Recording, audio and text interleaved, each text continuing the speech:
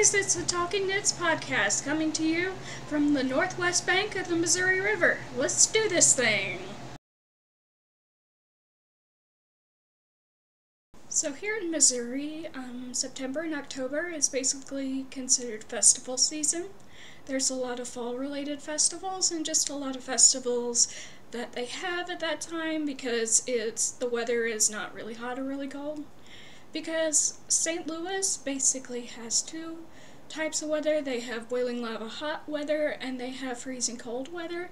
Every once in a while you'll get something in between, and that's nice. So that's basically why they do festivals in September and October.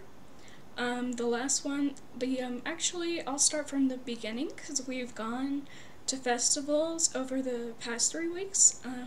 The first one that we went to was local here in St. Charles. It was called the Festival of the Little Hills, and basically what that is there's a lot of people from Main Street St. Charles and a lot of craft people and that type of thing, people who are selling food and everything. There's a magician that comes there every year. But other than that, it was, I believe, at the end of August, and it was really, really warm. Usually it's pretty warm at that festival because it's getting towards the end of August, and it's still pretty warm.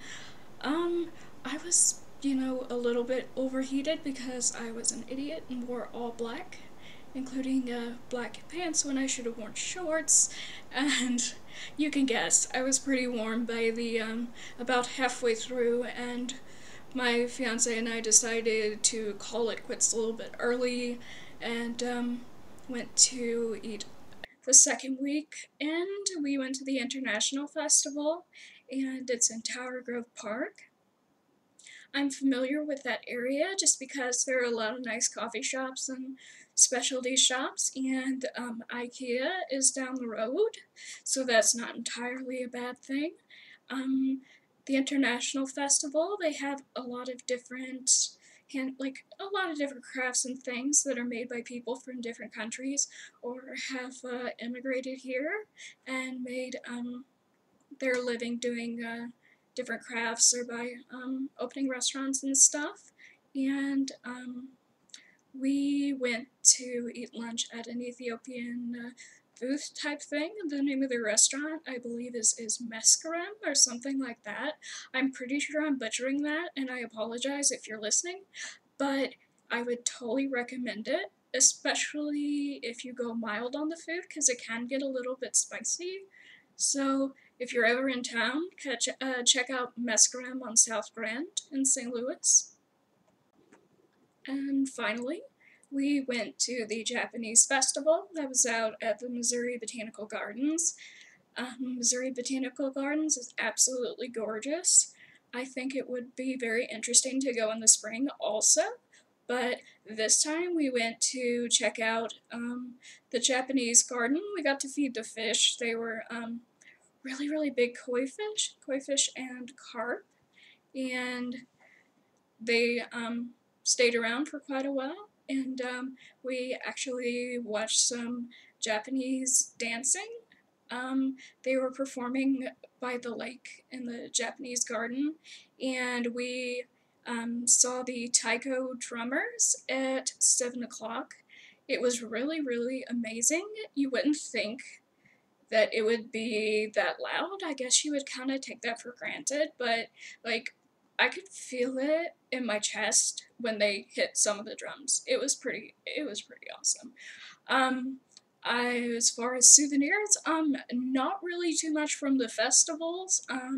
I did get this very awesome green bracelet here, and it says 25 years of taiko in STL, and they actually have classes for beginners and people who just like to take out their frustrations on drums. I can get behind that myself. And I guess that will do it for festival chat. And then we will get to the nitty-gritty of it, pun not intended, the knitting part. As far as knitting, they have a lot of different categories as to where to place your knitting in.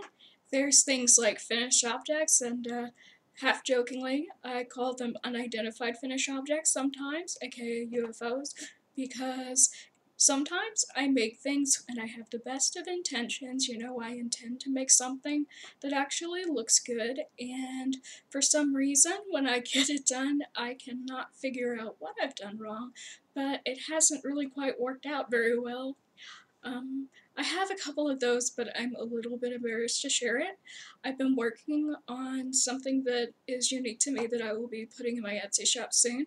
It's called Coffee Snuggles. Um, I got it, it's the story behind it's not really that interesting, but it's just something that it's a sleeve that you put on your coffee, and it's cotton and it's stretchy and it feels good on your hand. So that way you don't burn your hand and you have something more sturdy to grip as opposed to just the side of the coffee cup. Um, Other than that, none too much. In the future, I've gotten this pattern for a friend of mine. I want to make her a hat for Christmas. It's gonna be like Louise from Bob's Burgers, so it'll be a pink hat, and it'll have like kind of bunny rabbit ear type things coming out of it. I've never really seen Bob's Burgers, but I did look at a pattern that seems like I can do it, and I will be doing that probably within the next couple of weeks once I finish testing out the coffee snuggles and all that. And hopefully by then I'll have something for you to look at. At the moment, not really very much is going on. And then I'll show you my works in progress. And for my works in progress, I've actually got very close to finish a coffee snug. Sorry, I am getting used to everything looking backwards in my camera, so if I grab it in the wrong spot, I'm very sorry. But you see, it's a kind of a rainbowish color. This is kind of a lime green. I'm sorry, my camera washes it out a little bit. And I got some red in there and some blues in there, and for some reason, like this really big thing of kind of greenish yellow. I have no idea what's going on there, but whatever works, I'll figure it out. Obviously, a couple of loose stitches in there that I'll have to fix. If anybody has knitted on double pointed needles, by the way, you know that it can kind of be a hassle keeping them on the needles, and since I'm relatively new to this, I got these, and they are seriously amazing. These are just little stoppers here, and I got them for about $3 at Joann, and they will fit a size 0 to a size 10.5 knitting needle, and as you can see, this is a size 8 knitting needle, and it does, or US 8, I think it's 5 centimeter in the UK, but I'm not sure.